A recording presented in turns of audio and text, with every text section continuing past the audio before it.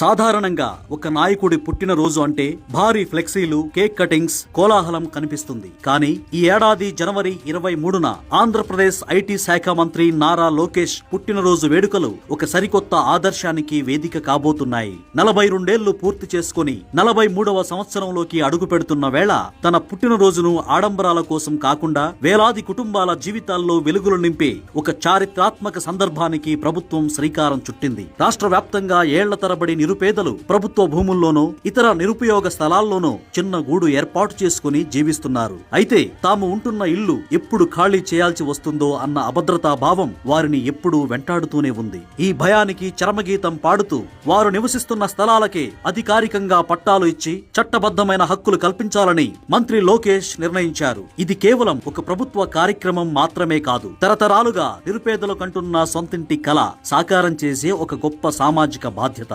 ఈ బృహత్తర కార్యక్రమం వెనుక ఒక పక్కా ప్రణాళిక ఉంది. గత 3 నెలలుగా రాష్ట్ర వ్యాప్తంగా క్షేత్రస్థాయిలో నిర్వహించిన సర్వే ఆధారంగా దాదాపు 2 లక్షల మంది లబ్ధిదారులను ప్రభుత్వం గుర్తించింది. మంగళగిరి నియోజకవర్గంలో లోకేష్ ఇప్పటికే విజయవంతంగా అమలు చేసిన ఈ విధానాన్ని ఇప్పుడు రాష్ట్రం మొత్తం విస్తరిస్తున్నారు. వారు నివసిస్తున్నది ప్రభుత్వ భూమైనా, అసైన్డ్ భూమైనా అర్హులైన పేదలకు ఆ స్థలంపై సర్వ హక్కులు కల్పిస్తూ ఆ రోజే పట్టాలను ప్రభుత్వం వారి చేతుల్లో పెట్టనుంది. మంత్రిగా తన బాధ్యతలను నిర్వహిస్తూనే ప్రజల కష్టాలను గుర్తించి వాటికి శాశ్వత పరిష్కారం చూపడం నిజమైన నాయకత్వ లక్షణం. లోకేష్ పుట్టినరోజు కానుకగా అందబోయే ఈ పట్టాలు లక్షలాది మంది పేదల ఆత్మగౌరవాన్ని పెంచడమే కాకుండా రాష్ట్ర రాజకీయాల్లో కొత్త సంప్రదాయానికి నాంది పలకనున్నాయి.